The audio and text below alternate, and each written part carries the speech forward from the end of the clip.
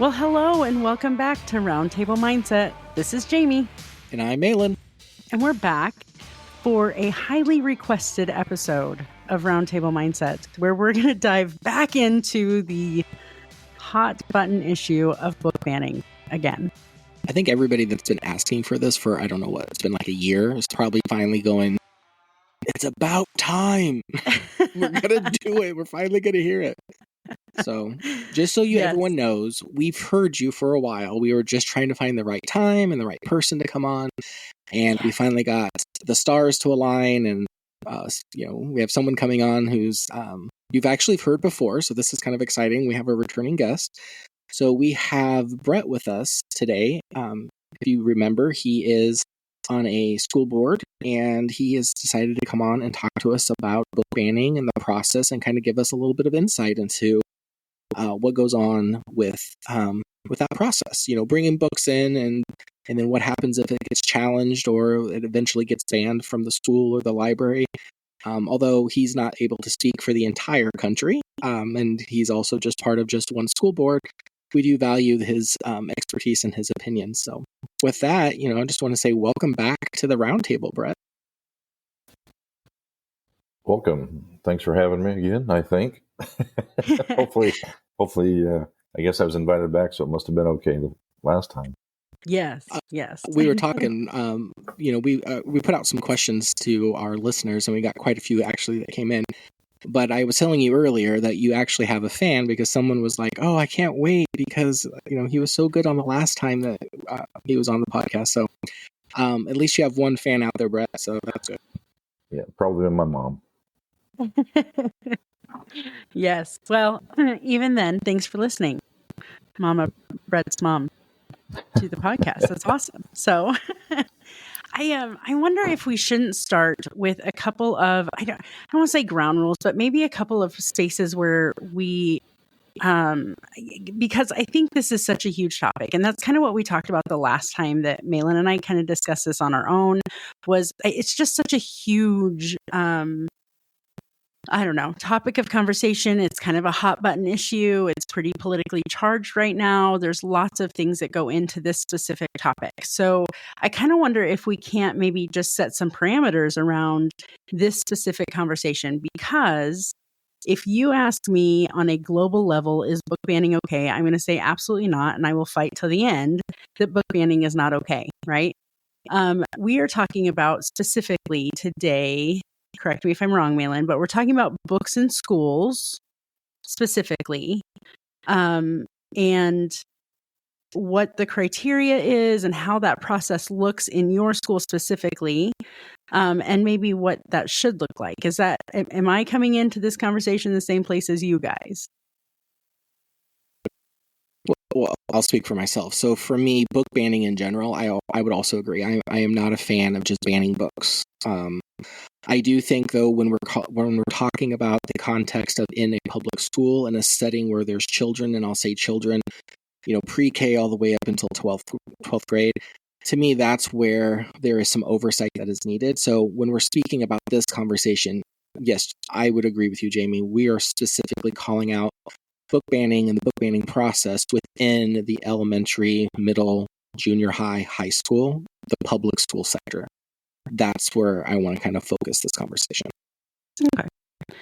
And Brett, I'm going to assume, being part of a school board, are you for global banning of books? No, actually, no. I think everybody has a right to read what they want to read. And I think it, just like we have our laws with pornography and whether it's Playboy or a movie or whatever you choose, I think it there has to be some regulation on it.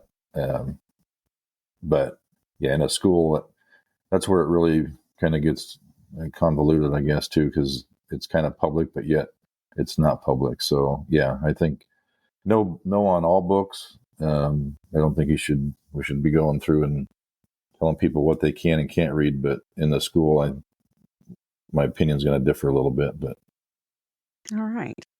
Thank you. Because I do feel like I was just thinking about that conversation that you and I had, Mahlon, and how I almost feel like at some points we were having two different conversations. You know what I mean? Like, I as a principal, I do oppose book banning. But I definitely, I understand like age appropriateness of books and, you know, where they're placed in our schools and things like that. That is an important thing to pay attention to as a parent of kids who went through the school. And, you know, as a, I don't know, a global citizen, as a world citizen, I think that's important that we, you know, protect those things from our kids. So I know, Mahlon, you're kind of the keeper of the questions. Do you want to dive into some of what you have for today? Well, so I think to get us started, and as much as we've already just, you know, kind of put out a, you know, a description of what this conversation's about, I would like us to maybe talk about what is the process of getting books into the school district. And so, Brett, I don't know, you might not be actively involved in that process, but do you have a high level overview, or if you know specifics, can you maybe walk us through a little bit of how do books get even into the school system?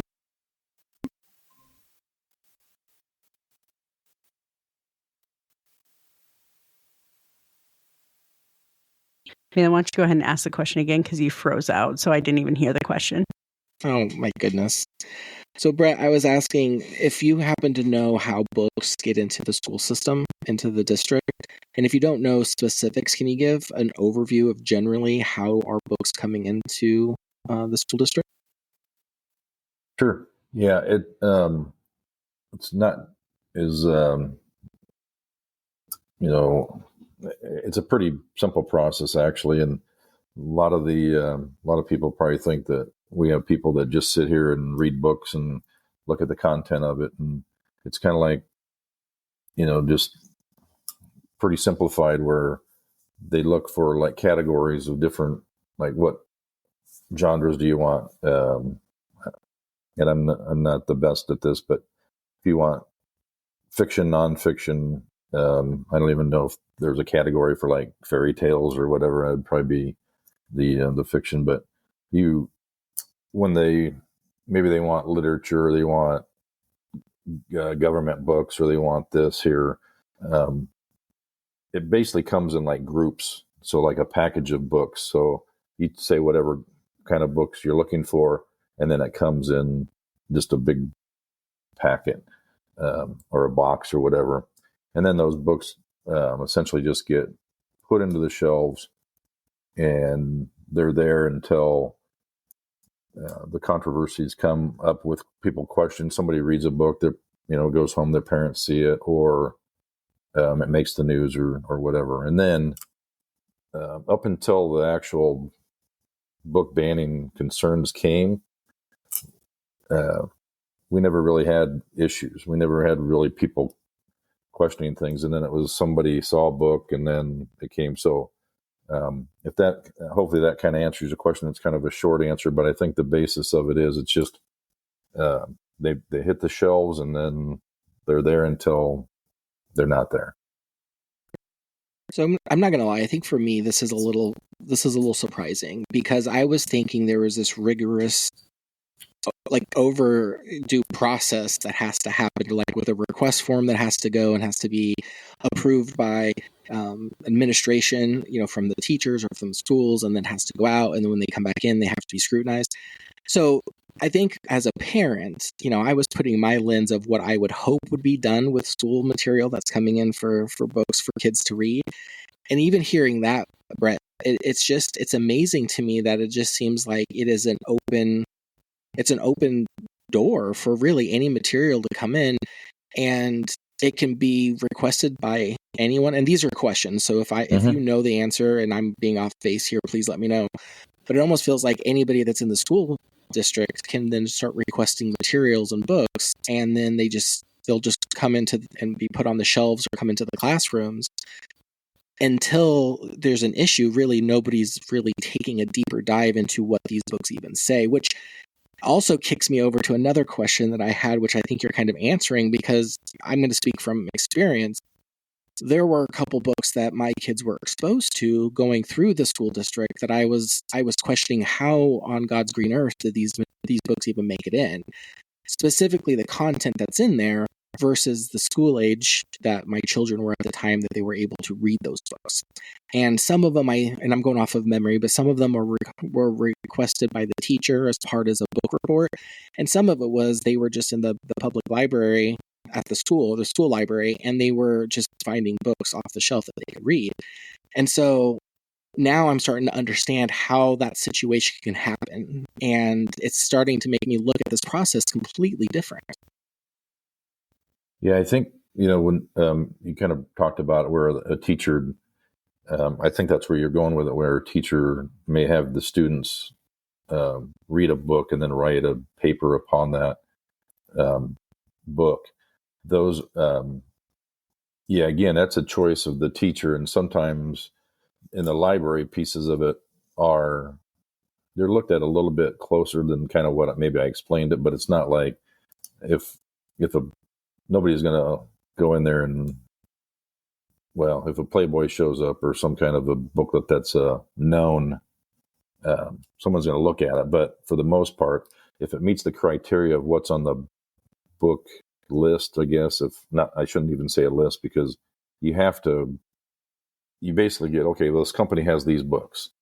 And then, okay, well, we want, again, and this is where I didn't spend a lot of time in the library as a kid or even as an adult. I probably need to pick up my reading. But anyway, there is a criteria, but it doesn't give you the specifics of what the details of each book. So if it falls under this category of, help me out here a little bit, what's a category that would be of interest to somebody? Like fantasy or, I think there's historical novels and, those kind of things. Is that what you're talking about? So I would say, if it's in that list of whatever, it's like, okay, well, there's 150 books, let's say, in this category. Well, we might get these 10 or these 10 or these 20 or however it comes in. So that piece, it is kind of, it's not like there's going to be like, okay, well, we got adult, content over here along children. They don't have a list to be able to pick from like that. So once you meet that, you look at it and you're like, okay, well, we're just going to get these books. They come in. Of course, you can't judge a book by its cover because the title may be something that's just doesn't even take you down that road of what may be inappropriate or not. This may sound terrible, but when I was in younger grades, I used to do book reports, and I would look at the back of the book, read what it was, and if it was an interest to me, then I'd read the first chapter, the middle chapter, and the end of the chapter, and I'd do my book report off that. We should probably not put those out there for kids that are in school now, right? This is not a good plan, friends. Are you kidding me? Now they just type in the title and the AI and say, give me a book report. And there you go. And then you can go back and change a few things so it doesn't get you in trouble. But I'm not the best example on doing book reports, but people I never got the full content of what the book was. I just did my thing and it was it. So that was probably a side note off of what you were asking, but well, that's a really good perspective to have, because I can imagine when you are given a budget as a librarian or as a teacher or whatever, and you have these many dollars to spend on books. I can imagine that would be a really difficult task to say, okay, I'm going to read $700 worth of books that I'm going to purchase for this school year, or whatever the dollar amount might be. But I guess to me, I don't know, I'm going to step it back a step even before that to say, isn't that it feels like that's part of the selection process for teachers, right? Like, I mean, we are hiring teachers that we're trusting, librarians that we're trusting to make informed decisions as well as they can. And it's interesting to me that you noted that there wasn't a whole lot of these things that happened before it became politically, I guess, in vogue, right? Like there wasn't a ton of parents that were beating down the door saying all of the books in my kid's school are inappropriate. So that's a new thing. is what you're like saying. you probably, I never heard of it other than when you watch Footloose. They had the book banning in the movie, you know, and Right. you know, even at that time, I'm thinking, what's the big deal, you know? And I'm 14 years old, I think, when I don't even know, 84 or somewhere like that, but 13, 14 years old, and I'm even at that time, I'm thinking, why are they burning these books? You know, it's like it didn't make sense to me, you know. But in somebody's opinion, in that case, it was the church that believed those books were inappropriate. Mm-hmm. And that's where we're at today. And so it gives me that Footloose kind of feeling when all this happened, was like somebody read a book that didn't jive with their, you know, personal agenda or whatever you want to call it. And then it became, okay, well, now we need to start looking at these books a little closer. And be honest with you, I mean, I was kind of shocked when I saw some of even the titles, and I'm like, yeah, I wonder how that book got in there. And not to get too far away from that, but up until then, when we were told we had to pull these books from there, we went back and looked to see how many people had checked out these books. And Oh, that's really I want fascinating. to say maybe one person, and that may even be too many. I want to say zero, but I'm thinking there was one person that might have checked out one of those books that was on the ban list. Interesting. So where did the So it ban wasn't. list Oh, I'm sorry. in your state? Where did the ban list come from? The legislature. Gotcha. Okay. Yep, they went through and they like these books, and I haven't seen I got online just to kind of see what books were out there, and it was probably maybe 20. I'd have to pull it back up, but I mean, you think of all the books that are out there in the world, there's only this many books that are actually banned right now from, and the list probably keeps growing. I don't have an exact list of what's banned here in my state. So I just want to jump in here. I think there's an undertone here that I'm starting to pick up on that I want to address. And why I want to address this is because as a parent, and I will say as a conservative parent, there are certain materials that I would not want my children to read at their corresponding ages. You know, my youngest just came out of elementary. He is now wrapping up middle school, soon to be going on to junior high. So again, my kids are aging out. I have my oldest who's in college. Quite frankly, it's up to her what she wants to read or not. I'm not going to sit there and tell her what she can and cannot do as an adult. My middle child is in high school now. So there is some oversight that I still want to give. And so what I'm hearing in this, and kind of the shock and awe moment for me so far in this conversation, was how little scrutiny really is going into what books are coming into the school system. And you know, I hear Jamie, and I also agree. Like I have the utmost respect for teachers and, you know, administration in schools. That's not what this next comment is. However, when there's really nobody overseeing the books that are coming in, anybody with a personal agenda can now have books come in, where I think if you had a small committee looking at these books prior to coming in, could probably weed out a lot of these potential problems. And I also think our political landscape has changed so much in the last 10 years alone. What wasn't an issue then is definitely an issue now. And so I think the landscape's changing. I think people's opinions are changing. I think what we're trying to get our kids to be able to consume at the right age is also something that we're really being more mindful of. And, you know, being in the technology field, I have to say it, technology has been at the forefront of all that material that's coming in. I mean, we're talking about how we can keep the kids at school safe when most of them carry around a device that can bring up any piece of information, good, bad, or ugly, at a moment's notice in their pocket. And so I just want to say, as a parent, all of these things are coming out of my mind. And it's like, but if I can put in some sort of barrier, even in one of 10 avenues, that's still better than leaving all channels open, if you get what I mean. And so I hear both of you, but at the same time, the parental side of me is saying, yeah, but wait a minute, we can't just leave this unchecked, which I'm sure that's not what either of you meant, but that's just kind of what I'm kind of getting from that undertone. I hear what you're saying, Mahlon, and I also wonder why have things changed so much? You know what I mean? And that's why I think it's interesting, Brett, that you say that you didn't notice this a lot beforehand, that, parents weren't coming to the school saying, hey, this is not okay.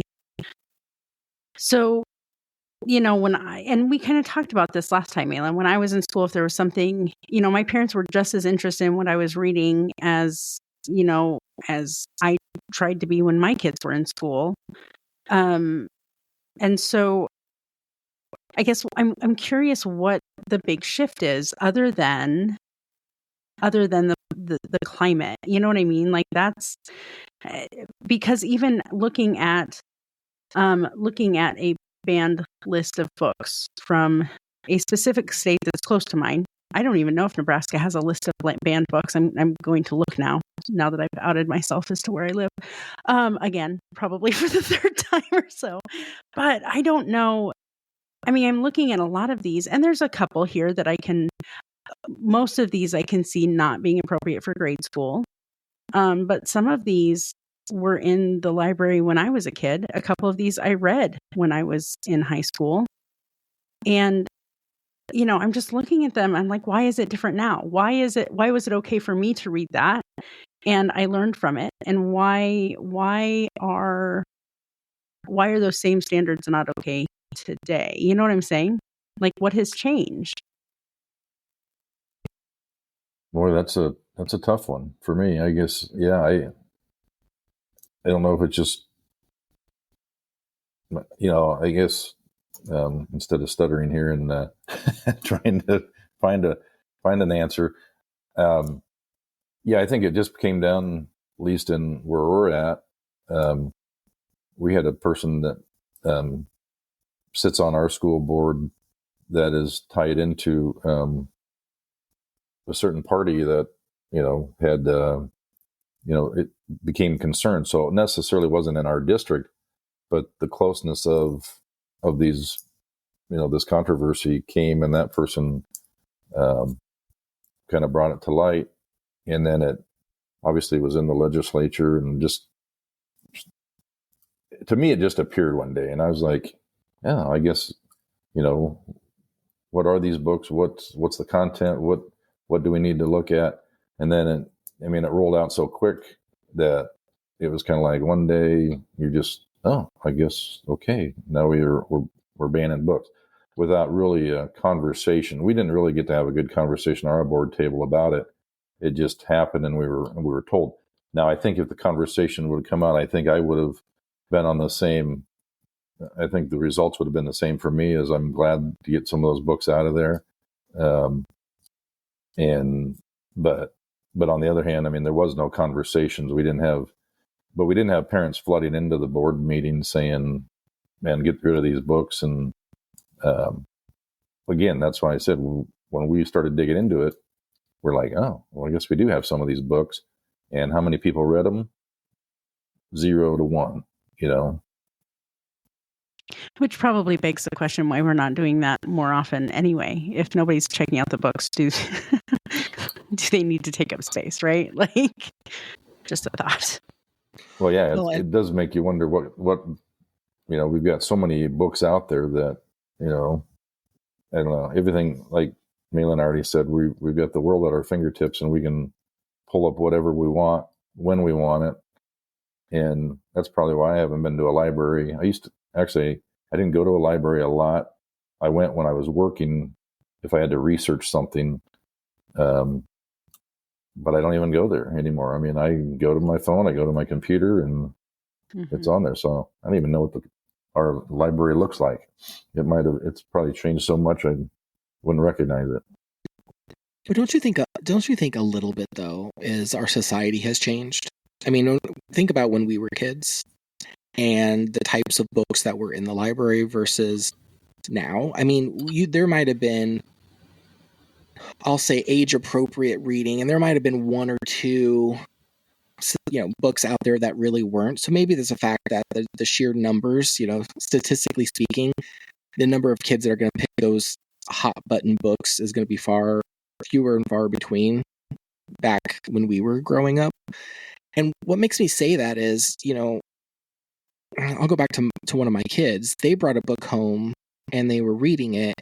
And here it's talking about this girl being raped, and it went into detail. I mean, it was, I'll say, very specific, very detailed. And here, my child, who is, I think they were 6th, 7th, I don't think they were in 8th grade yet. So kind of that time period. And it was bothering them. And so as a parent, I'm sitting here and I'm like, why are you reading this book? Is this something you picked for enjoyment? Like, what's the point of this? And reflecting back on my own childhood, I'm like, would I have had access to a book like that at that age? And I think I can answer confidently. The answer is no. Now, we could argue that could be, because of where I grew up. That could be because of the school district. Maybe they didn't have enough money. I mean, there's a variety of factors.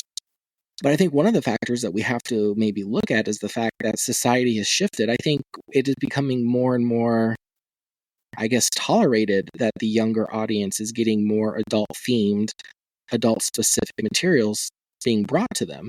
And so, a form of banning a book, I guess, is making sure it's age-appropriate, which I'm a strong advocate of. If we can make sure all these books that are coming into the school district are only accessible by age-appropriate students, that to me is a good step in the right direction.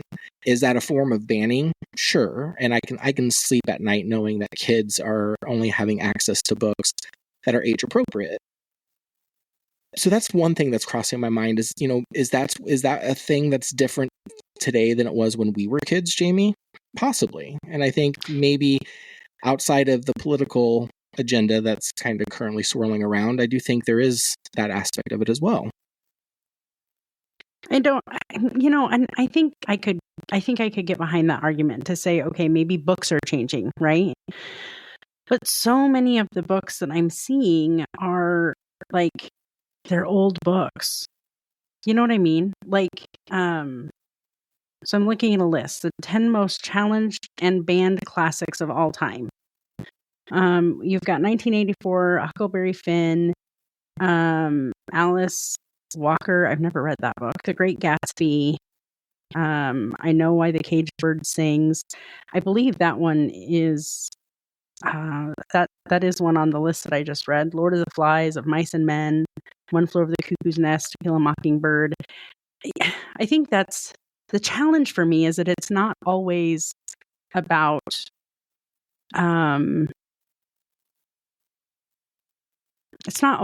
like inappropriate or, I guess air quoted pornographic material.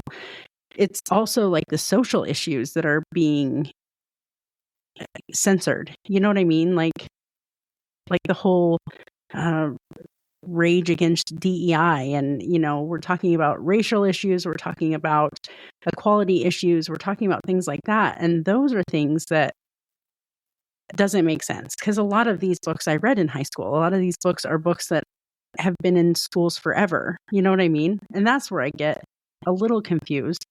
I did read, and I don't know if, Mahlon, if you knew this, because I did not know this when we did our first episode that ended so well. But the Supreme Court actually created, there was a case, Miller versus California, in 1973, and the Supreme Court created rules about how to define pornography, how to define appropriate literature as it relates to what should be, I think what should be placed in schools, even, because they talk about, there's 3 questions that come with that. So there is some guidance and it's not a new subject. It's something that's been talked about before. It doesn't surprise me that happened in the 70s when, life was a little crazier than it is now, I think. But, I think that's where I'm concerned, is that it's not just about those kind of materials. You know what I'm saying? Yeah, but what good is it to have that oversight when, no offense, but it sounds like there isn't any. I mean, we have that at the Supreme Court. I think people are going to do what they think and they feel is right. Unfortunately, there is not a committee that brings different viewpoints together. And I'm going to say, it sounds like in this one instance, that can say, let's review the material that's coming in. So then you may have people that have differing social viewpoints and differing religious backgrounds and differing, racial expectations. I don't know how else to call it.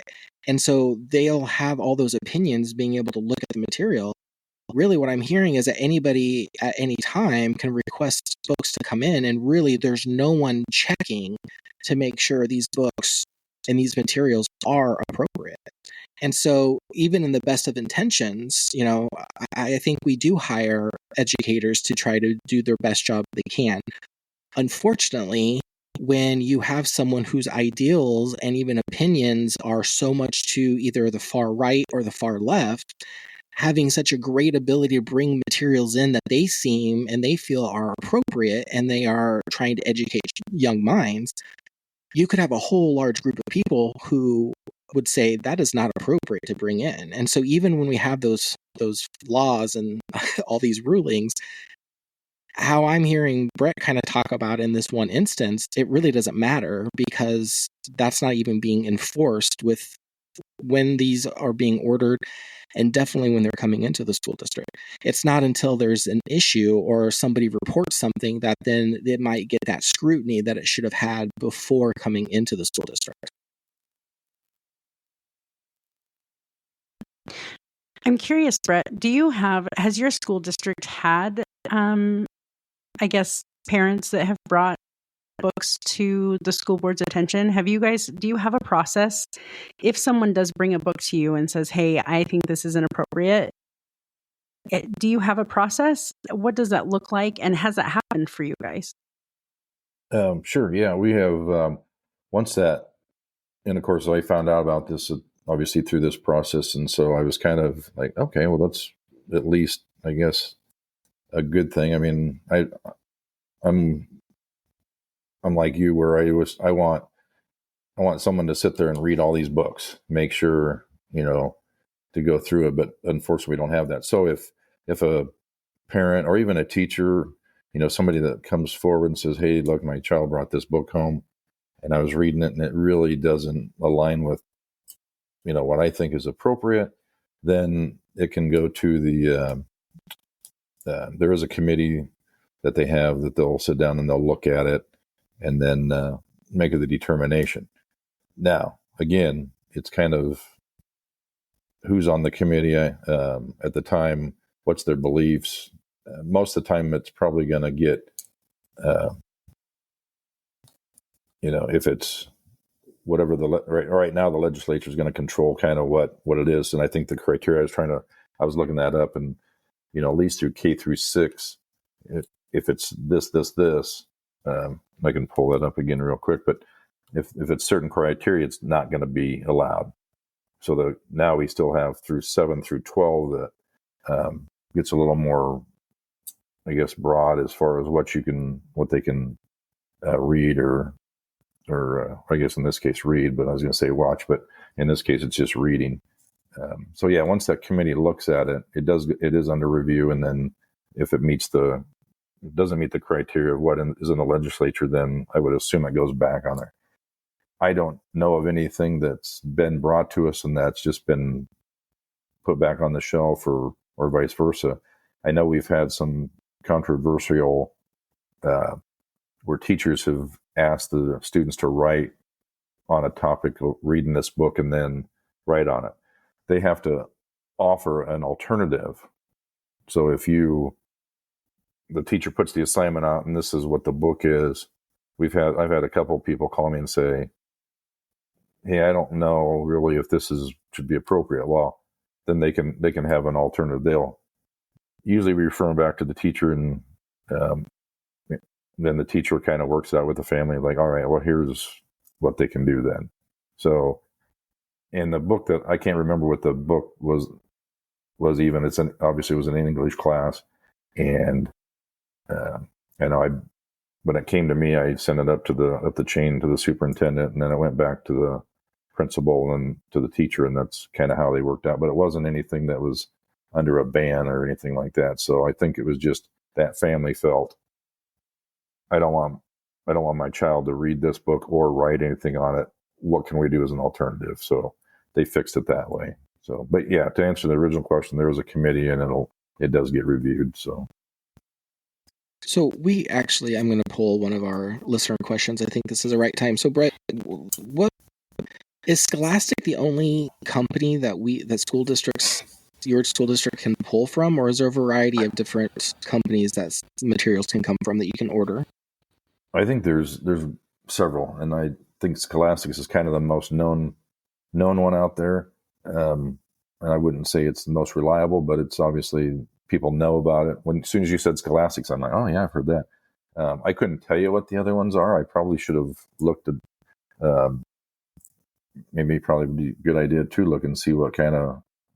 But I know we have different vendors that we do look at, so it's not just under Scholastics. So okay, so I think the heart of that question is there just one company that supplies the materials, or is it kind of a variety that the school can pick from? And it kind of sounds like there is at least more than one that they can choose from. So I think yeah, it's just like no different than your history books or your math books. We look at different vendors and what aligns with curriculum, and when you talk about the math and science and English books, it's the same with it's just kind of, you get down to cost. What's the cost of the books? And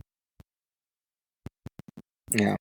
And on the heels of this one, and this has been at the tip of my tongue, so I'm going to ask another of our listeners' questions. So a listener actually said, what are the benefits and challenges of allowing local school districts the ability to establish their own book rating, similar to maybe what they do with the movies? Do you think that there would be any kind of value in having a school do that? So then there's, young readers all the way up to, young adults.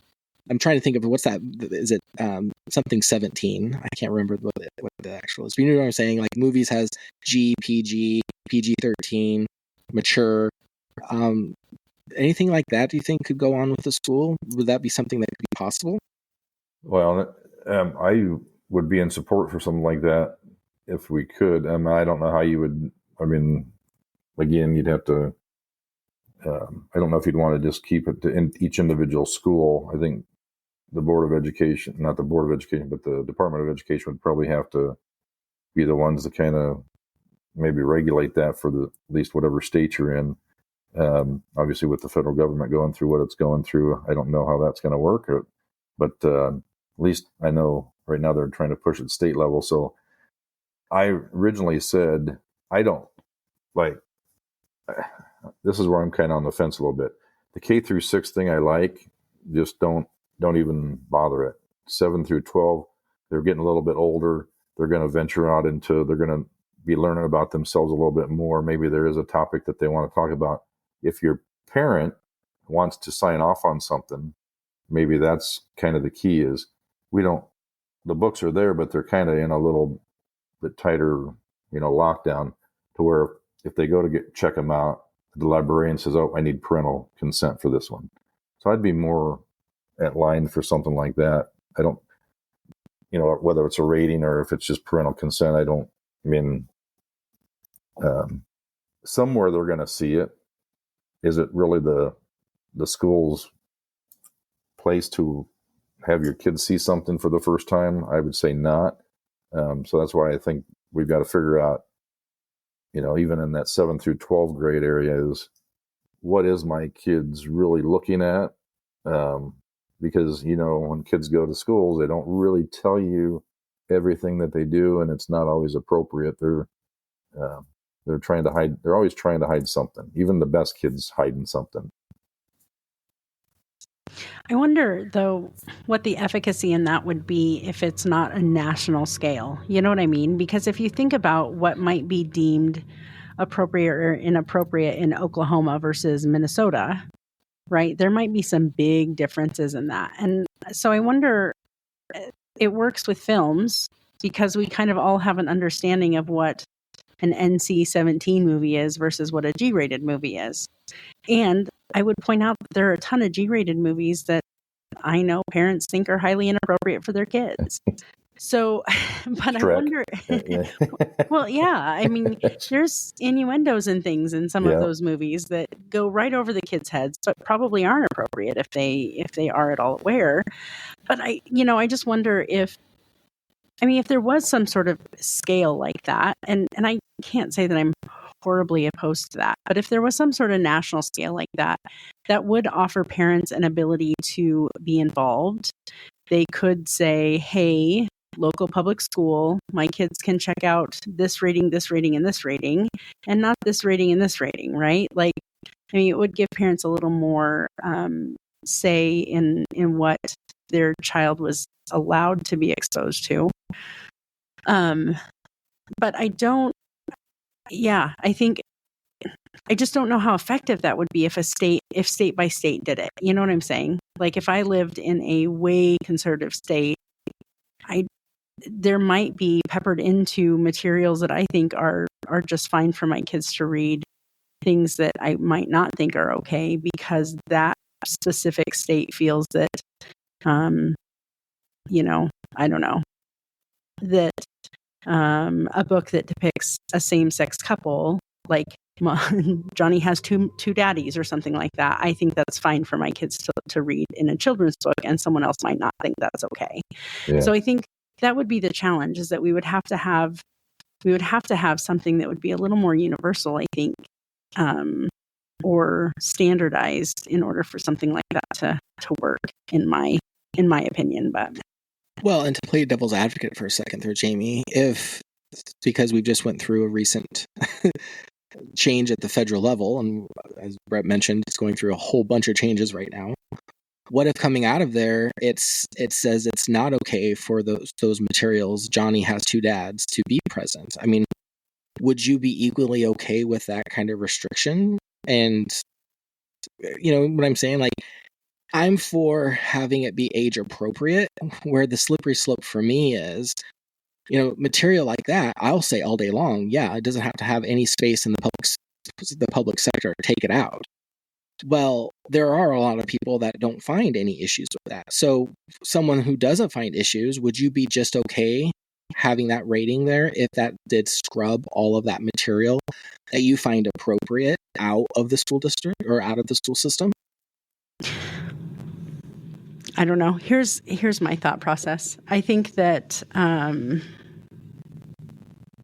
I think at the end of the day, there's no good answer to any of these questions, right?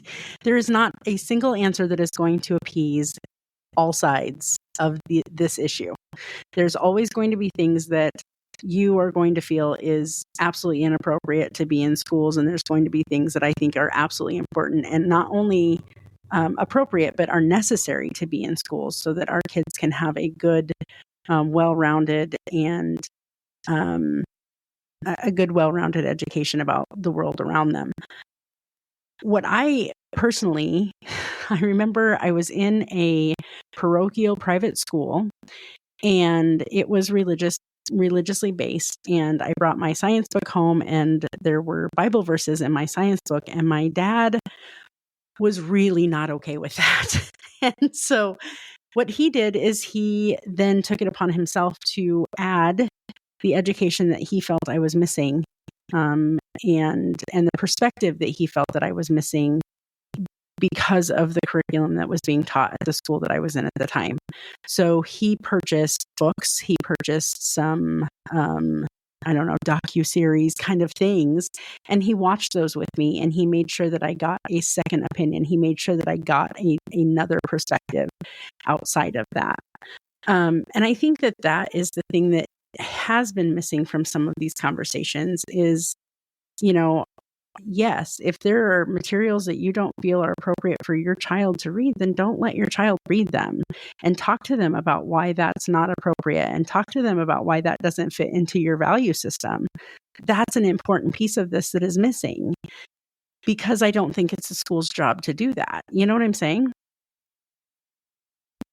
I do, but then, and Brett, I do want to kind of turn this over to you if you have some insights, but really quick, taking a different lens there, Jamie, and having my religious beliefs almost kind of discounted because of, you will use science, right? Like, my kids are being raised right now to believe that water is recycled dinosaur urine and we're all made from stardust. Well, that does not align with my religious beliefs and what I believe has happened in the past. And so we do have those conversations with our kids, but from an education perspective, they don't have another option, right? Like, this is what's being taught to them as truth because this is the current science. And so what else do they have to go off of? There isn't anything else. They don't have a chance to say, I don't want to hear that. I think Brett said, like, on a book report, maybe they have another book they can do. There is no other books. And I know this is kind of leaning out of the whole book banning topic, so I don't want to get too far. But I do think it's an important distinction. Like, when we have the ability to bring material into the school that we can somewhat make it, I'll say, equal across all kids, I think we should. And I think we should always err on the side of what does the least damage to the majority. And because, to your point, we can't have a solution that's 100% fixed for everybody. It's just not possible. But can we go with a solution that has the least impact or the least amount of harm done to children? And then the rest of it can be supplemented by home. So if, my kids come home and tell me the latest journal of, hey, we're drinking dinosaur urine as water, well, maybe there's some other materials or other things that we can help supplement as a parent to say, well, maybe there's a different perspective, like you said. But I do want to point out there that some of the materials that we're talking about, book report, I think it's a lot easier to kind of sanitize those, for a lack of a better term, than it is all of the material in school, because there isn't another path for some of these kids. So it's either you buy into it or you fight against it. But either way, it's still the material that you have to read and you have to consume, and there's no other options. So, Brett, do you feel like you're sitting in a really heated board meeting? No, not at all. School board meeting. It's actually good to, knowing that you two are really good friends. It's good to kind of, one, you get to, you're comfortable in saying what you want, and the other one's not gonna, oh my God, you're crazy. That's outlandish or whatever. I mean, and I think that's just the way the world should work. Unfortunately, it doesn't work that way, as everybody is so strong on their opinions that it's, if you don't believe the same thing I do, then it becomes, it just, everything upheaves and you're just, in a world of confusion and nobody can get along. And I think that's kind of where we're at in a little bit.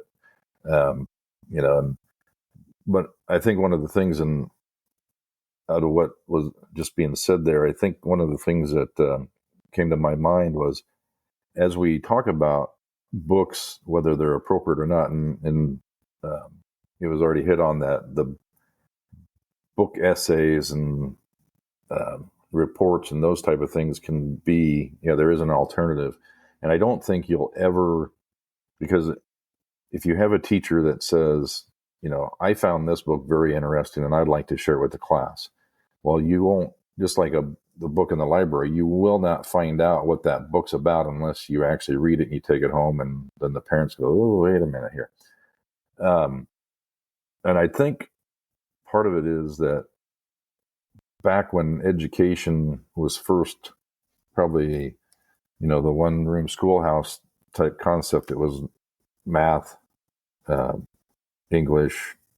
I don't know if they started off with science at that particular time. I can't remember what, but at least the math and the English, they probably didn't even call it English at the time, but I think you know what I'm talking about.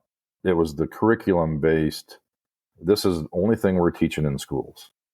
And then it's kind of, just involved into, well, everybody is different. There's no, kids go to school and we have to, not to take this completely away from book banning, but when you talk about whether you can say Christmas in schools or, or Merry Christmas and those type of things, we've broadened everything away from education. And it's just, I think we talk about where it's changed. I think it's changed because now we just have so many cultures and just different beliefs that have coming into it, that everybody wants everybody to be welcome. Nobody wants to be, don't want to offend another person. And it puts a lot of burden on the teachers because their beliefs from basic education is kind of made a left turn or a right turn, in my opinion, where if we just stick strictly to the education pieces of it, here's what everybody needs to learn. How do you take that away from, well, whether it's my religious belief or my sexual belief, how do you take those? And now, it sounds like rambling, but I mean, in my mind, it just came up and I was like, man, I don't know, it just hit me and said, why can't we just focus on, and sounds like it's an easy question. Why can't we just focus on the math, the science, the arithmetic, and that? How did we get to that? I think it was just, teachers have your kids almost 8 hours a day, and they're learning so many different things that things come up and they have to react based off what just happened.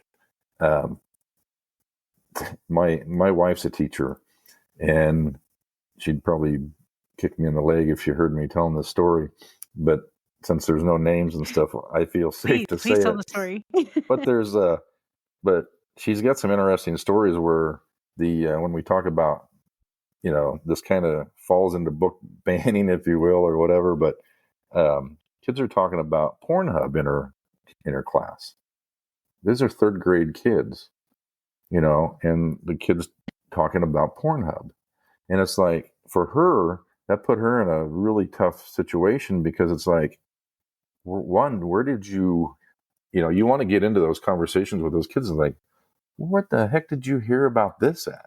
But you don't want to make it come off as like that it's taboo either, because then it's going to put more interest in that kid's mind. So now, obviously, she shut that conversation down pretty quick and then called mom and said, hey, just so you know, this is the conversation we had today with your student about, because that came up. Now that affected our son, because we were in Dallas over Christmas. And I know I'm taking it a little bit away from book banning, but it kind of is it's kind of a funny. We're walking out of the hotel to go to Six Flags. The day before we went to the Dallas Cowboys game. And I know on the day of the big game, Cowboys aren't even close to being in it. But anyway, so we went down there for the weekend. And anyway, we're going to Six Flags, and my son, out of his mouth comes a porn star's name. And you're going to be like, well, Brett, how did you know this was a porn star's name? That's another conversation. But hey, I literally froze in my footsteps, and I said, what name did you just say? And he repeated it. And my wife looks at me and she goes, who's that? I said, somebody that he shouldn't know about. And so it's kind of like, but all that stemmed from that one conversation in class about, the Pornhub. And it's like, okay, so, and I guess what I'm getting at is just the teachers are dealt with so much stuff that books are kind of, when a child goes and checks out a book, it's like the last thing on their mind is, what's that book going home? And the teachers kind of get hit with a little bit like, well, how can we have that stuff in there? I don't know. It's just, and maybe I went too far off into the left field of thinking about how all this stuff comes, because we want to have somebody sitting there reading the books. We want to have all that. And, but outside of those books, it's happening in the classroom, whether we like it or not. There's things that are so inappropriate that are being talked about that it's like, oh my gosh, so maybe that's just opened up a whole another podcast thing, but welcome for your third podcast, Tom. Thanks. I appreciate that. Well, let's not call it Pornhub podcast, though. I mean, no, delete that one.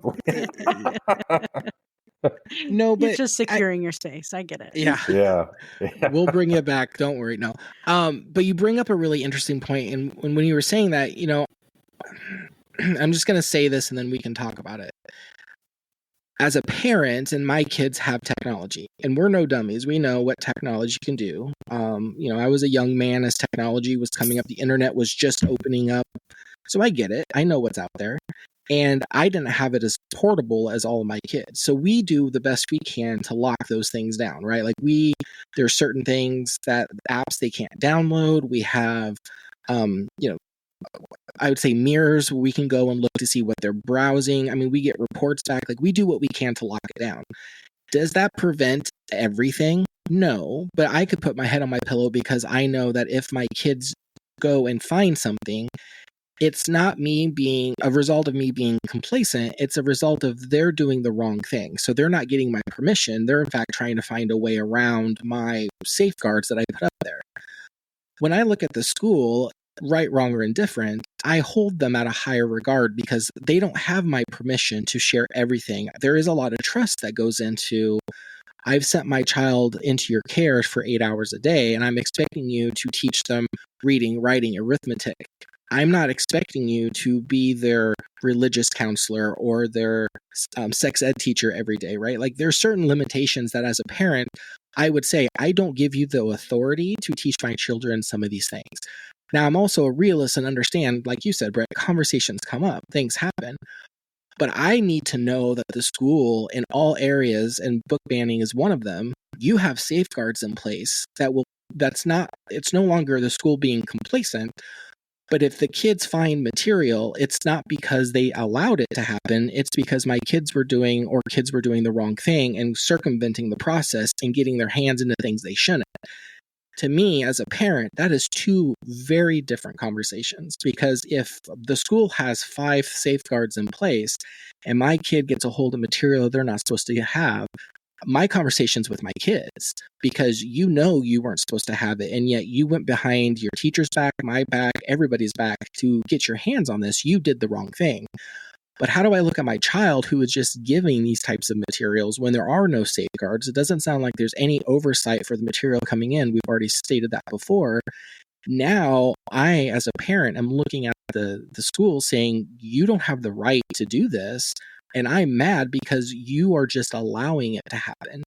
And so hearing your story there too, Brett, classmates are going to come up to my kids all day long, and I don't fault that of the school. And I can't fault the school that if a kid has a phone and shows my kid something, or has a book even and hands the book over to my kid. But now I'm rambling, but to me, that's the difference, is that I'm looking at the school and saying, there are some things I don't give you authority, but I do have to just let go because they are in your care. There has to be safeguards. There has to be some measures in place that will make it somewhat reasonable that the material getting into their hands provided by the school is at least at the very minimum age appropriate. And that's where I'm stuck. And that's where I'm like, something has to be done that's better than what we have. Yeah, and I definitely agree with that.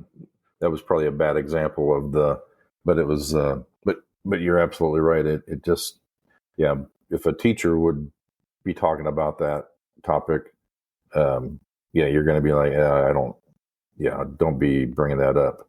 And I guess my point on bringing that up is just the fact of, like, and as the world, revolved, it's like, how did the schools even get into, having that big library of stuff anyway? I mean, I was trying to think, like, I don't even remember when Huckleberry Finn came out, but I remember those books.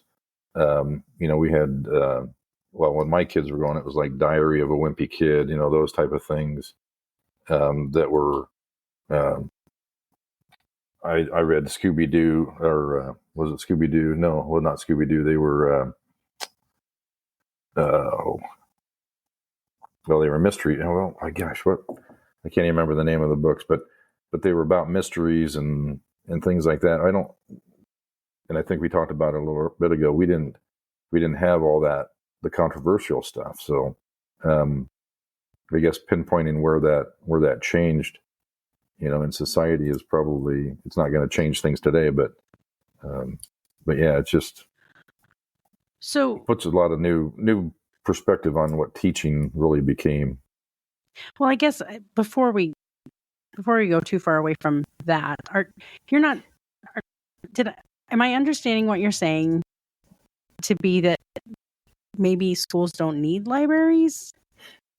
No, not that they don't need libraries. It's just it's like, how did we get to the point of broadening out? I mean, I guess it's all about teaching, but were the school libraries versus public libraries, when you talk about that, is like, if we have public libraries, I mean, are we putting more? Trying to figure out how to word this. Not that schools don't need libraries, but it's like, did we cause ourselves some issues when we out of the education piece? Because obviously with English class, you need books, and you need, it's experiences of things that other. So am I even making sense? Because I think with the public libraries, and that's kind of the controversy that we have, is what's right to have in a school library versus a public library. Because I would say in a public library, put whatever you want out there, I guess. In a school library, yeah, because that's the education piece, is we send our kids to the school to get an education based off of English, math, science, those type of things. We don't send the kids to learn about sexual, well, at least I don't. I mean, I don't want they're going to learn it, kind of like what we just talked about. They're going to learn from friends that have different beliefs or different religion, everything about that person. That's how you meet friends. You find common interest and think, oh, hey, I'm kind of interested in that. So I guess that's the piece I'm saying, is not that I'm totally against libraries and schools.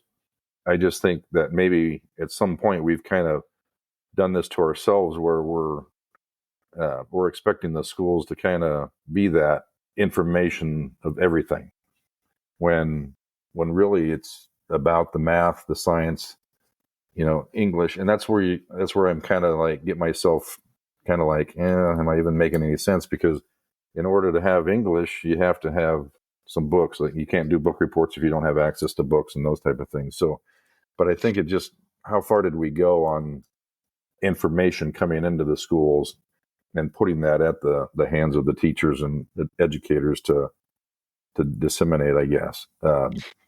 I hear where you're coming from, and I guess I would just like to offer a thought. I think we could all agree that the most scholarly people we know are probably the ones that read the most, right? That reading is a huge part of learning skills like critical decision making, expanding our worldview. I mean, think about, like, even when we were kids, the reading rainbow was like, take a look, it's in a book, and reading rainbow, right? Like, that's an important part of development for our kids, not just in their language, not just in social emotional development, but just in worldview and understanding the world that we live in. So it's a scary thought to me that maybe we would say, we're just going to take the libraries out of the schools, that we don't need to have all of that extra information there, that parents are going to be responsible for making sure that they provide that. Because let's be honest, there are towns with schools that have libraries and they don't have a public library, that there is some access issues and things like that.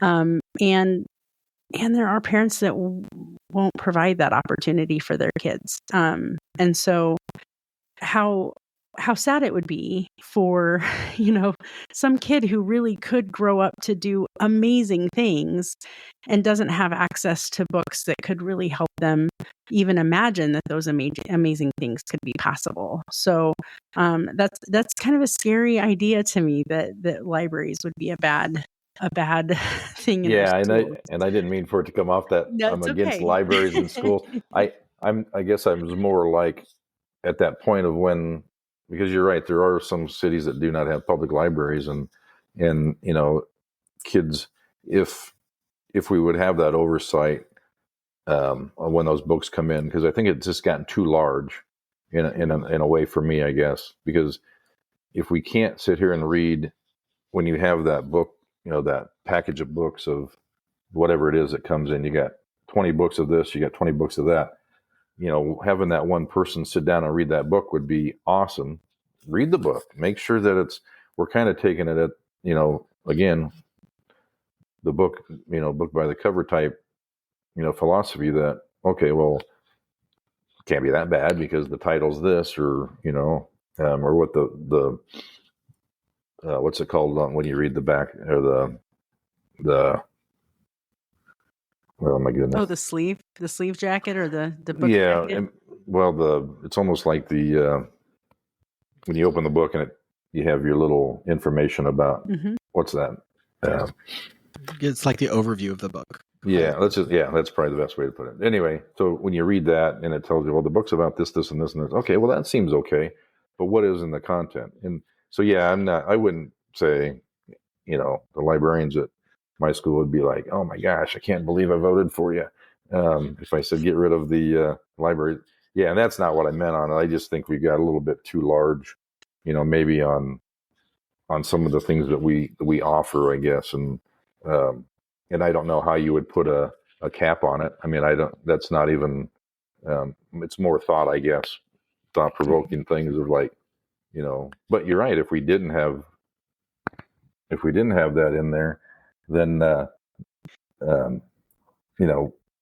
kids wouldn't be able to experience some of the things they've experienced. And unfortunately now we've gotten to the point where we're experiencing things that some of our kids shouldn't be experiencing.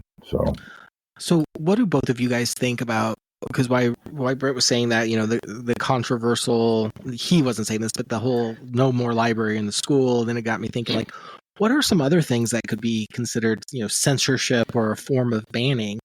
And one that comes to my mind is, I know, it's been a while ago, maybe last year, there was a real big push to maybe sanitize books, right? Like things that they were finding offensive in books, removing them and almost altering the public, or the book itself, because it was taking out some of those issues that people were having trouble with. And so let me ask both of you guys that. What do you think about if there was some sort of redacting or changing, altering of the book itself so it met more of a sanitized viewpoint?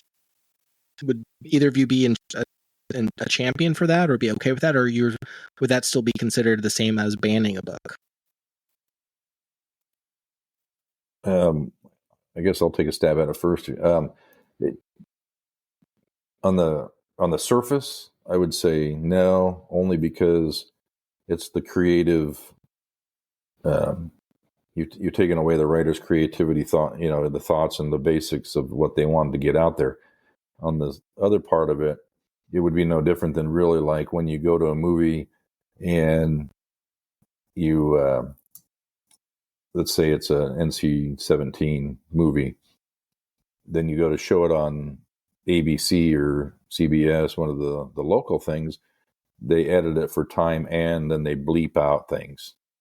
So I don't know, would there be a difference of something like that? I guess that'd be that would be between the author of the book, and then whoever's asking. So if the government come in and said, you want two different versions of books, this is the one that's going to go here, and then this one would be allowed in public schools, I guess that, the author can say, nope, don't want to be part of it. I just want my book out there as is, and if you want to change it, then it won't be anywhere or whatever. So, I mean, yeah. Well, and that's an interesting thought, Mahlon, because my instant gut reaction is no. Like the big issue, and I think this is probably the same issue as I have with the whole book banning conversation, is that it really depends on who you ask. And because there is no standard, there are community standards. Every community can decide that this is, and I think we see that. I think that, rural farm towns are going to have a whole different idea than someone in a big city, right? The problem is that I just don't think what I would be like, yeah, that probably would be appropriate to censor out, would be appropriate enough for you, So that's my issue, is who gets to decide that? Who gets to choose? Now, there are things that have been kind of universal. When we talk about like the universal movie rating scale, we all understand what those different things mean and what could possibly be in a movie that's rated R versus what's rated G, right? when I think it was like the late 80s or the early 90s when they started putting like explicit warnings on CDs and on music. They kind of have there's a standard to that I understand when I purchase one of these CDs, I know what that explicit warning means.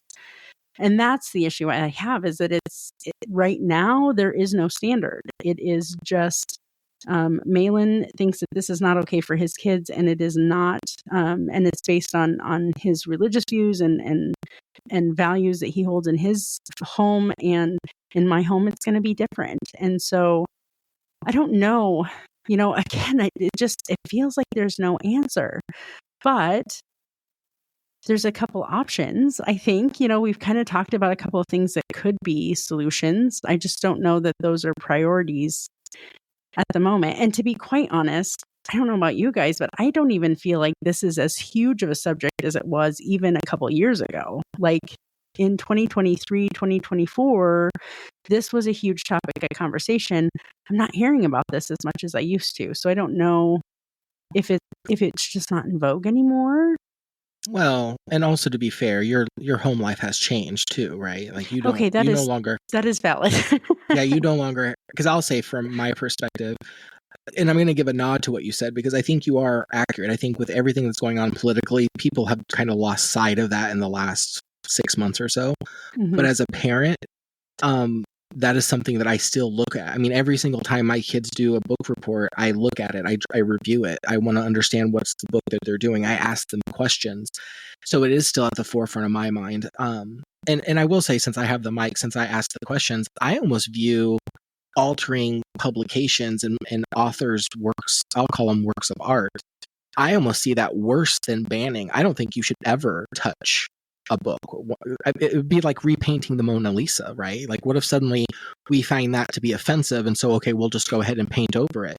No, I'm in the camp of ban the book from the school or from the public library, wherever you're going to do it, before altering it.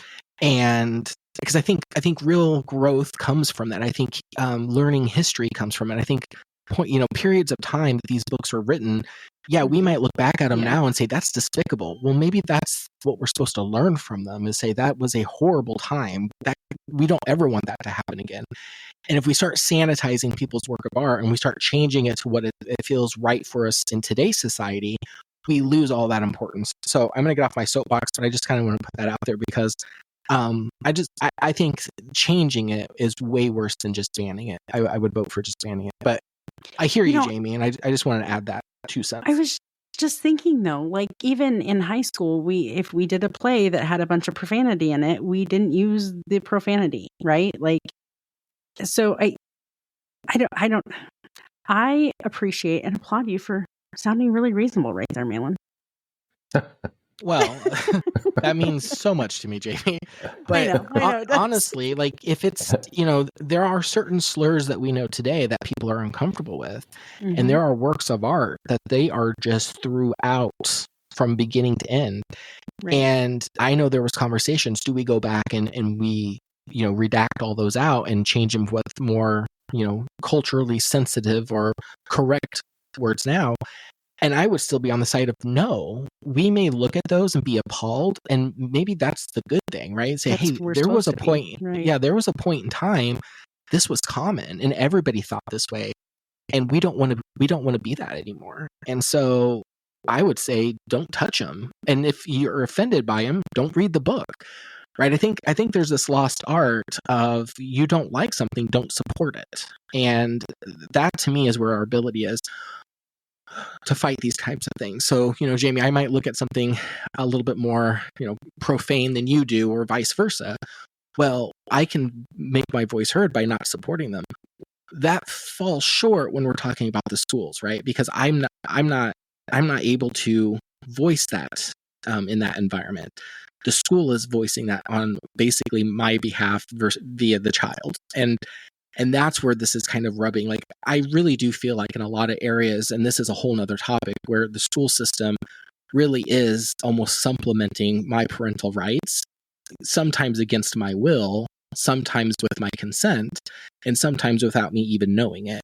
And I think that right there is a landmine, because as an active parent in my child's education, probably more so than I need to, there are a lot of things that I do send emails to the principals. I do talk with the teachers. I make sure that I schedule my appointments with the parents during the parent-teacher conferences, and sometimes I ask to meet with them outside of that time frame. So I'm speaking from a voice of being in a very maybe overly active and engaged parent with my kids' education, but that's what I hold dear. And to send them away for 8 hours a day and having them come back, and it's happened. They've left my home with one set of ideals and come back in the evening with either a new one or some of them changed. That's a very powerful position for the school to be in, to have that much influence over my child. And when we have, again, this avenue of the selection of materials, I want to have a voice in there more than just kind of being a spectator, if that makes sense. It does make sense. I also, I don't know, maybe, certainly you both experienced this, but some of the best teachers I had were teachers that challenged the way that I thought by proposing another perspective or another lens or another point of view. To be able to have those debates and to have those conversations helped me grow as a person. And I didn't always agree with my parents at the end of the day. But, I think it's interesting to hear that perspective, Mahlon, because that's kind of the whole premise of what we're doing here, is that rub is what sharpens us, right? And that shouldn't be a bad or a scary thing.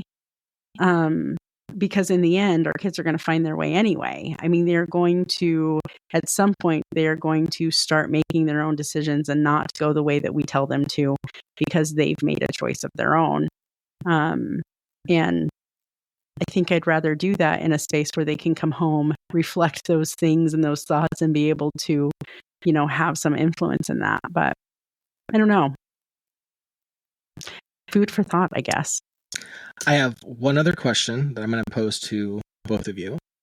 It's one of our last listener questions.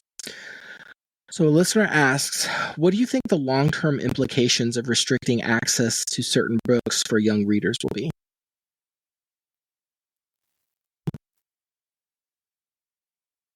I could go. That's a tough one. I'll jump in. I think there's a lot of them. I think that the overall ability to be a good human could be affected long term. I think a ton of our social emotional learning comes from books when we're growing up.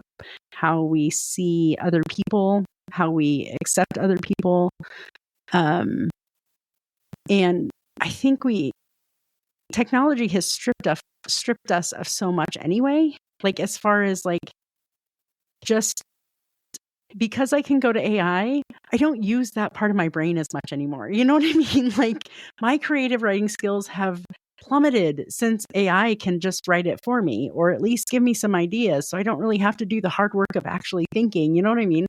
So I feel like that's just another step in allowing ourselves to be complacent and robbing our kids of imagination and ability to form thought and all of those things. I think there are some real long-term detriments to our kids, but that's just my humble opinion.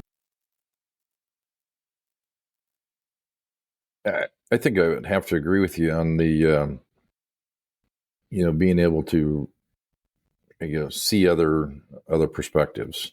The only thing that I would say different to that is, like on the books, obviously the content has a big piece of that, which I think, and that's where the controversy starts with the communities, is what is in those books. Because I don't think anybody would argue the fact that, well, somebody that's straight versus gay, have differences in their lives. And is it wrong to, it never hurts anybody to learn about somebody else. But I think when the content comes that it maybe has a sexual act or it talks about those things, those are where I think it crosses the line of, and I don't know if that's where the legislature came up with the K through 6, at least in my state, that there's not going to be any of that in there, and then 7 through 12, they give a little more leeway. You have health classes in 5th grade, at least in my state, where they start talking a little bit about the puberty and things like that, which I think is obviously maybe a little later than it probably should be talked about nowadays. I think, people are learning. I don't know. It just amazes me how young, like I said, our youngest is in 3rd grade, and I think he knows more than he obviously knows more than what we think he knows. Because he's getting to the point where he doesn't want you to look at him if he's coming out of the shower. And he's definitely knows about his body. We talk to him about his body, but again, that's a family thing. That's something that you talk about in your own home. You have your own experiences. So the content would probably be the biggest thing. And so I would agree with you on the experiences of knowing other people and those things. It's no different than different countries. We, at least where I'm from, we've got one of our schools is like 43%, the different races and religions and you name it. I mean, it's unbelievable. When I was a kid, it was predominantly white where I went to school. And today it's just like, it's just fascinating where people are coming from and learning about those cultures and beliefs. So. Well, and I see it slightly a little bit different. I think if you go too far with anything, right? Like if we would sanitize all of it and now you only have more books that have cartoons and it's a cat and mouse trying to find a piece of cheese. I know I'm just making this up. Like, to me, that's too far the other way, right? Like if you over sanitize the library, it becomes useless. But I also think there is a benefit from selecting what kids in certain age groups can read. And so I can't sit here and imagine that letting my 7th grader read material that the seniors at the high school can read. I don't find a benefit to that. Even though he may be at a level he could read those books, I would still question, is he there mentally, as a young man, is he ready to read those types of materials? So for me, I'm not a scientist. I don't have any statistics to back this up. Just my dad's gut feeling here is I would be okay if I knew that my youngest and my middle, still in the public school system, were only having access to age-appropriate books, which means that my oldest, that's still in school, is reading materials that my youngest can't get his hands on. If my youngest can get his hands on the same material that my kid in high school can, I find that to be a problem. And so does it limit people's imagination? I would say no. Does it prohibit them from learning certain materials? Again, maybe not, because they're getting them from other externals, but I go back to that. If they're finding out outside of, so say it differently. If my son comes to me and says, hey, I just learned about all of this, and put in whatever you want that you find offensive, and I say, where did you get that from? It's a different conversation for me if he said, well, my teacher was talking about it, or my teacher assigned this book and I was reading this book, versus, oh, well, after school, my friend showed me this video on his phone. I'm going to respond differently on each of those avenues. And there's also responsibility that I'm going to place on different people with those responses. And so I'm being very long-winded here. I don't think that it would have too much of a negative effect on kids if we did tailor the books to be more age appropriate and to ensure that some of these, there was a 6th grader that my son knows that read a book who is about this dog got decapitated, and it was this horrific scene. And it was totally not appropriate for the age of this child. So now this kid's reading it and they're internalizing it. And who knows, we haven't even touched on the mental stability or the mental health of some of these kids that are reading these materials. But what happens if there's a child struggling with depression or some other, mental issue, and they're reading these types of books? Like, that's just kind of where my brain goes. And so I don't have to go back to earlier. Is there a one answer for all of this? No, I agree. I agree with both of you. There's not. But I think weighing the options, I do side on the fact of if it's more age appropriate and a little bit less of that type of material, it doesn't hurt anybody. It would only benefit people from that. So that's my 2 cents. I think at the end of the day, if I could just offer final thoughts, at the end of the day, I feel like the most important outcome of any of this is that as parents, we have to be just as vigilant, regardless of the age of our kids. And there is some, and I don't remember when this happened, but there was some point when my kids were in high school where I just kind of had to let it go, right? It didn't mean that I didn't care about it. It didn't mean that we didn't have conversations about it. It didn't mean that we didn't, all of those things. But at some point I had to understand that my amount of time for control of any kind is finite and that they're learning how to adult now.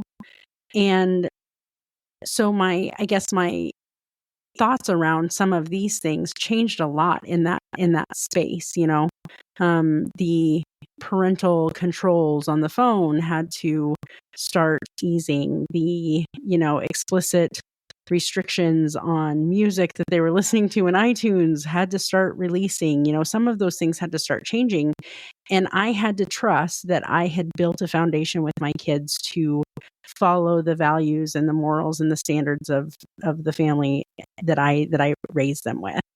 And so I think if there's one thing I can walk away from this conversation with, it's that the amount of involvement that parents have to have, I don't think, just like my dad couldn't trust the religious parochial school I went to, he was involved and he was part of it, and he made sure that he was providing influence and guidance for me in that age. I think that that's important for all parents, regardless of what kind of scenario we're talking about. We cannot leave the entire responsibility of guiding our children's morals and values up to the school. That's not their job. Their job is to educate, right? And the same goes for even if you're part of a religious institution. I would not leave all of that responsibility to a church to say, here, you need to give my kids their morals, because that's what your job is. That's really not what their job is either.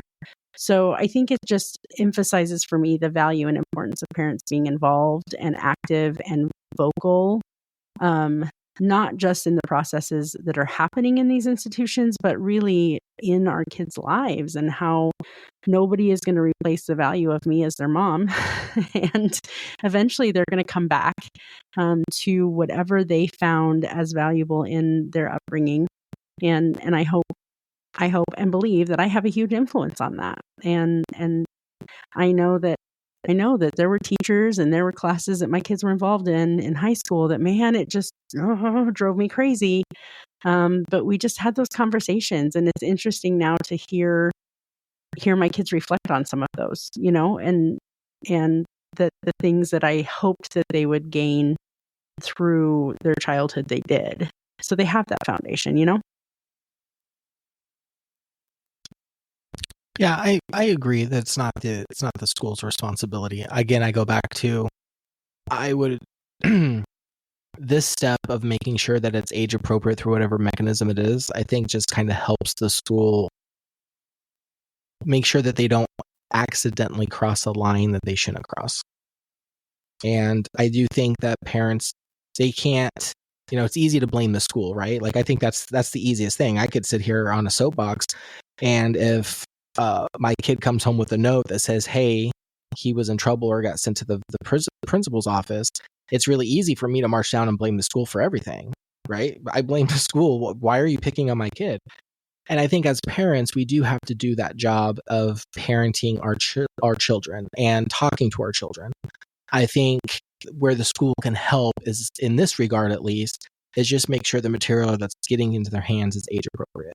And this conversation, if nothing else, has really made me go, I wonder how this process of how materials and books get into the school, how common is this across the nation? Because if this is the standard way that books get in, I have a real big problem with that, because there should be more oversight than there is. It should be more of we're being proactive rather than reactive. And I was just kind of expecting that. So that to me, my whole takeaway of all this is I want to start talking with my school board and start saying, how can we be more proactive?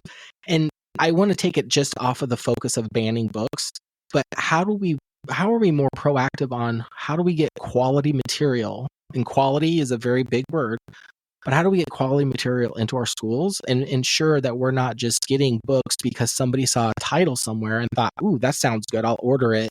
And it comes in and it's just full of stupidity or gross or nasty things. And then even if one child picks it up off the shelf and reads it, that's one too many.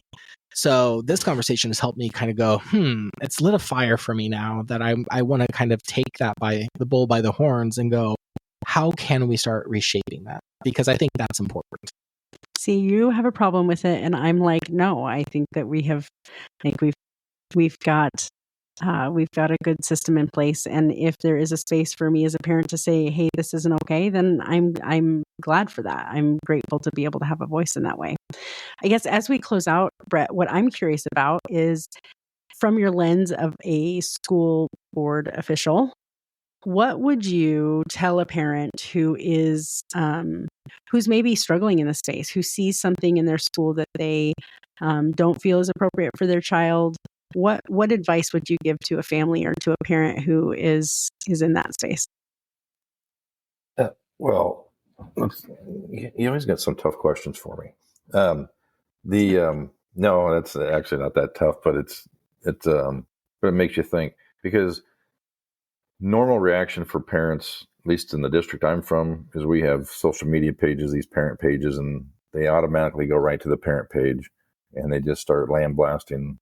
It was already mentioned that we could blame the school for everything, and they do. At least if you go on the parent pages from where I'm at, it's like, oh my gosh, if you would just pick the phone up and just call, and then, but you do have some families that have mistrust in the education system. But I would encourage anybody, no matter where you're at, pick the phone up, send an email, talk to your administrator, your principal, the teacher, whoever you feel comfortable talking to. Obviously start at the teacher if it's in the classroom, and just bring it up. Because if you don't ever bring it up, then it always falls to the side and it never gets addressed. Because just like this issue with the banning of books, it's kind of morphed into what some people agree, some people don't agree. But if it was one person that just said, I don't like that book, and here we are today because of it, it's changed something. It may not be a change that everybody likes, but it's changed something that at least we can look at it and say, okay, well, no, we agree with you or we don't agree with you. And then there can be a conversation about it. Because if you don't have a conversation, then you might as well, it's no good. Whether you agree with that conversation is the thing, and how you walk away with it. It's no different than this. I've learned a lot today, just, from two different perspectives. It's made me even think a little bit more of like, okay, am I being tough enough? Because I'm not one of those that I don't want my children or anybody's children to hear things or get things given to them that's not appropriate. If your family doesn't believe in that, okay, I'm going to err on the side of caution and be like, you know what? And that's kind of what I do, is those books don't need to be in there. But on the other hand, it's like, you made a good point too, Jamie, that it's like, it broadens people's horizons. For me, it always is going to come down to the content of the book. And if a parent doesn't want that, I'm going to err on the side of caution of saying, we got one person that doesn't like it, probably might just be better off not to have it in there. And then go to the public library or buy the book at Amazon or wherever you are. So, yeah, for the question, just pick up the phone up and give, a lot of people go directly to the school board. And that's not really where the conversations need to get started. However, I get a lot of calls that say, hey, this happened in the classroom. And I'll listen and I'll be like, okay, have you talked to the teacher about it? Or if you've talked to the teacher, have you talked to the principal? I'm a big chain of command person. So start to where the conversations need to start is in the classroom or where it was based out of, and then work yourself up. Give your school board an email or attached to an email, CC your school board members on the email to your teacher if it's not a phone conversation or it's not in person. That way they are aware of it, because sometimes I'm not aware of things that are going on in our district that we probably should, because it never reaches to our level. So I always encourage that. I know sometimes our principals and superintendents are like, well, that's not you're at a 30,000 foot level, let us handle it down here. Well, okay, at 30,000 foot, I should be able to see things. I may not react to it, or I may not be able to help you out. But I think letting your school board know is a good thing. Just getting that extra, because when I hear about something, then I'm always calling our superintendent and saying, "Hey, what about this? Have you heard about this?" Mm-hmm. And then he may say, most of the time he's pretty good about, "Yeah, we've heard about it. We're taking care of that issue." Or there's been times where he said, "I never heard anything about it." Oh, Right. okay. Like our superintendent, he's not on the social media pages, and he doesn't get to see the parents' pages. And I get a lot of my Probably information from the parents' pages, because not that I sit there and scroll all day long looking for things on the parents' pages, but I do, if I see something that's just like, oh, wait a minute, hold on, then it gets my attention. I've caught myself a few times responding on social media, and it ends up costing me, an argument that I'm not really ready to fight for at that moment. But so I really don't. I try not to get on there and comment, because I try to do all my speaking at the board table, just because it's cleaner that way, and then you're not arguing out in public on, and getting everybody all riled up. I can do it at one time at the board table instead of on social media. It's fair. That's fair. But no, this has been a good conversation. And one thing that I guess I wanted to just say before I left was the mental health aspect that was hit on just at the very end. That is a big key, I think, in some of the book banning on both sides. I think there's material out there that we have to really look at how this affects the children, their mental health. The decapitation piece was kind of a like, oh, that might have been, a little bit different analogy than I would have put it, but it's kind of like the one book that I saw in there, 13 Reasons, was one of the 13 Reasons Why was one of the books that was banned. And that was also a movie that was in controversial back in, I can't remember what year it said, but when you look at things like that, it's like, those are topics that may not be, I know the school that I went to, several years after I graduated, had multiple suicides. Even the district that I'm at had multiple suicides at one time, and that carries on with that school district of being, suicide high or something like that. You can't stop that stuff that's being talked about, but like the controversy of whatever is in that movie or in that, does that provoke those students if they see it? And I think that's, not to leave, my final thing on that, but it's just, mind-boggling. Yeah, it's just something that I was like, as we were sitting here talking through that, it's like, that movie in that book, I didn't even know that book was banned until I was just looking at it. And I was like, that would be something, not, even though it's not a sexual nature piece, it still is that something that you want your kids to think about. I don't know if my kids, they do know about what suicide is. My young one, I don't think has a clue. So I would be like I don't want him to even think about, what suicide is, because does that put, in my It future doesn't. life, I was a police officer, so I've dealt with some of those things where it's like, I mean, I don't know, but I'm kind of spinning off into a different arena there. But I just wanted to mention that as we talk about that, I think some of the things we were kind of going down, or at least I was thinking about, was only the sexual nature stuff when I mentioned the Pornhub and things like that, and it really goes beyond that too. So I want to say I've learned a lot, and I appreciate the conversation and having you guys have me today.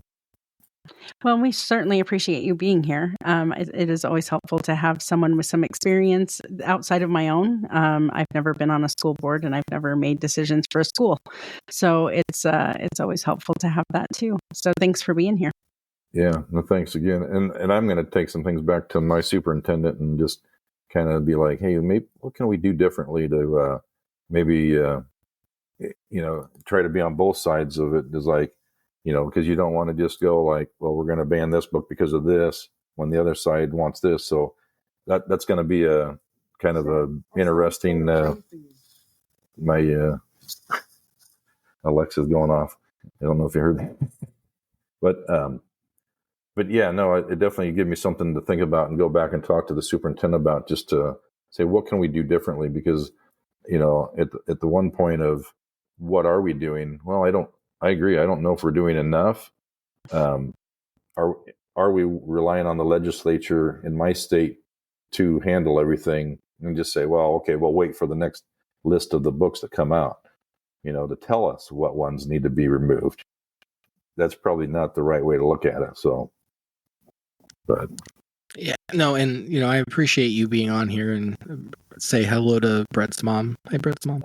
Yeah, my one listener. Our favorite fan.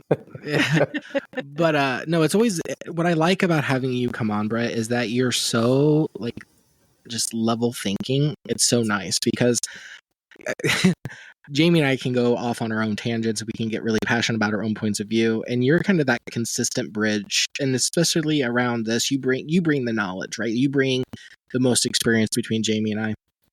And what I really like is that you're easy to talk to, and you're just so level-headed. And I think a lot of times these conversations that come up and people get really passionate because, this conversation's affecting my kids, and now, the hairs on the back of my neck are sticking up, and how dare you back away, and defenses go up. And it's nice to have someone who is in, I'll say, the thick of things, who really is part of a group of people that want the best for our kids across the entire school district. And I'm going to say that to anybody that's on the school board. It's an elected position. I mean, you're there because you want to make a difference, because you want to help. And I have to say that across the United States, that's why I believe all of the school board members are. And everybody's doing the best they can for the kids. I don't think that's in question. And it's nice to hear even you take something from this conversation to say, but what can we do differently, or what can we do to make things better? I think that's just the mantra we all can take away from, right? Like, I still have kids in the school district. What can I do to make this better? Not to make this more burdensome for the school or for the teachers, but what can I do to help? And I think this is a good conversation to start that. Well, what's the next thing? Maybe I need to get involved with my local school board. Maybe I do need to go find out how these books are happening. Maybe I do need to go and ask some questions. And then maybe the last question I ask is, how as a parent do I get involved to help make this change? Not just to go Mahlon's way, but really for the benefit of all kids. How do we get involved? And so it's just nice to have someone like you on here, Brett, that kind of brings that mentality and that mindset. So I always enjoy your conversation. So thanks for coming in and having this one with us. Yeah. I would say check your local school board to see if there's any elections coming up. Maybe you'd be a good fit on the school board. I was going to say, such a good point. Literally, like, there's ways to get involved in being on the school board, or even learning about your candidates, because how often have you gone to the poll and you see a list of names and you vote for the ones that you know, right? Like, yeah. I mean, learn about absolutely. your candidates and who's running, and those are all great things you can do to be involved. Absolutely. So, well, thanks again, Brett, and thank you everyone for tuning in with us today for our, I'm going to say final, but maybe not, I I wouldn't say final, but I have a feeling we'll be back at some point. So for now, final episode this season for sure of book banning. Thanks for tuning in, and quite frankly, thanks for being engaged on this subject, because I do think it's an important subject to a lot of people, including our kids, and so we appreciate you speaking up and saying something. So thank you all for joining us this week around the round table, and we hope to see you next time.